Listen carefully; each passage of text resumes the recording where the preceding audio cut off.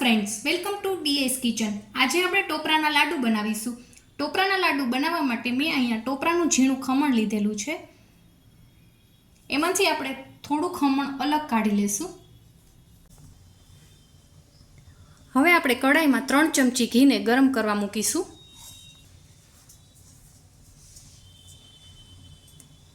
ઘી ગરમ થાય એટલે એમાં આપણે ટોપરાનું ખમણ ઉમેરી દઈશું.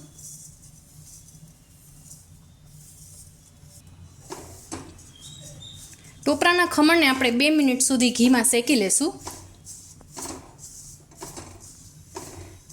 ટોપરાનું ખમણ આપણે ચલાવતા શેકીશું. ખમણ નીચે બેસે નહીં એનું ધ્યાન રાખવાનું. 2 મિનિટ ખમણને શેક્યા પછી આપણે તેમાં 1 કપ મલાઈ ઉમેરીશું.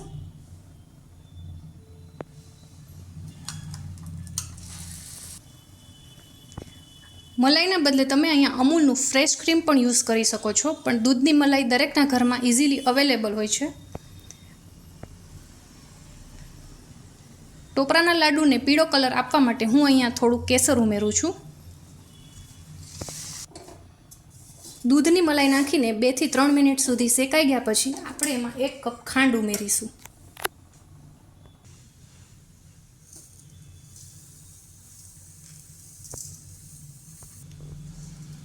ખાંડ ઉમેર્યા પછી આપણે એને બરાબર મિક્સ કરી લઈશું. ખાંડ ઉમેર્યા પછી ખાંડનું પાણી ઓગળી ન જાય ત્યાં સુધી આપણે આને શેકીશું.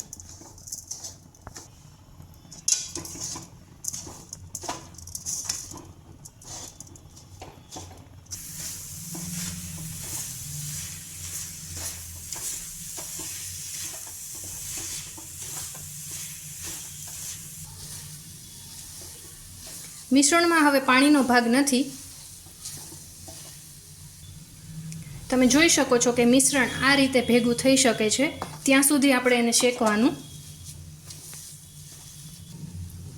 ગેસની ફ્લેમને આપણે ઓફ કરી દઈશું અને આ મિશ્રણને હવે આપણે ઠંડુ થવા દઈશું. આપણું મિશ્રણ ઠંડુ થઈ ગયું છે. હવે આપણે લાડવાને વાળી લેશું.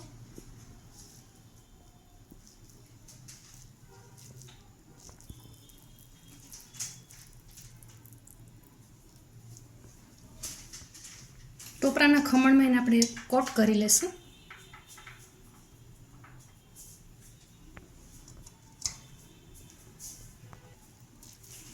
આ રીતે બધા લાડુને આપણે તૈયાર કરી લેશું.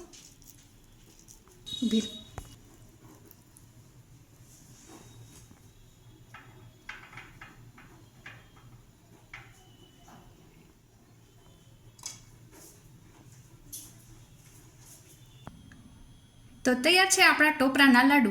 તમને મારી આજની રેસીપી કેવી લાગી એ મને કમેન્ટ કરીને જણાવજો. મારો વિડીયો તમને પસંદ આવ્યો હોય તો વિડીયોને લાઇક કરજો, શેર કરજો અને મારી યુટ્યુબ ચેનલને સબસ્ક્રાઈબ કરજો. Thank you.